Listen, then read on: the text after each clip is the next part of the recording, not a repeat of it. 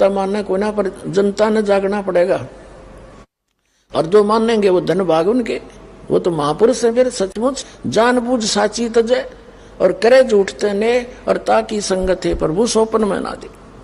जानबूझ कर फिर सच्चाई को नहीं ग्रहण करते, उनके लिए कहते हैं उसके दर्शन दस सपने भी ना होने चाहिए से व्यक्ति के। बगैर ज्ञान के इंसान कुछ भी गलती कर सकता है, और ज्ञान होने के बाद फिर करे वो तो फिर दुष्ट इंसान है। ये दास कोई आधार बनाकर कह रहा है, वो निराधार बातें कह रहे संत जन।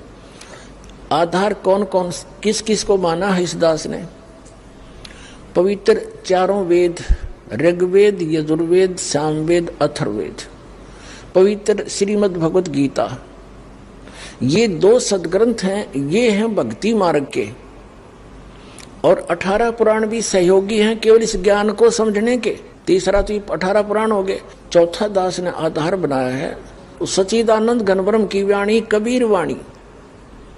और 5वां आधार बनाया है दास ने जिन महापुरुषों को परमात्मा अपने विधान अनुसार आकर के मिले हैं, और उनको वो सतलोक दिखाया है जहां मालिक रहते हैं और जहां हम पहले रहा करते थे, और उनको फिर वापस छोड़ा अपने गवाह बनाने के लिए, अपना साक्षी बनाने के लिए। तो उन महापुरुषों ने जो परमात्मा को आंखों देखा, वो कैसा है, कहाँ रहता है, वहां क्या व्यवस्था है, उस परमात्मा के लोक में जाने की कौन सी विधि है, तो उन महापुरुषों ने अपनी अमृतवाणी में वर्णित कर रखी है।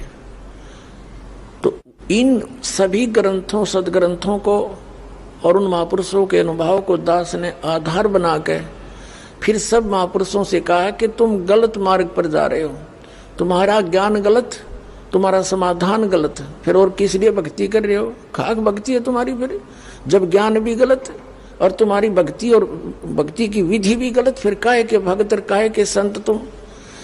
तो दास के पास जो ज्ञान है वो शास्त्र अनुकूल है, और शास्त्र अनुकूल साधना है जो महापुरुषों ने की और परमात्मा ने आके स्वयं बताई।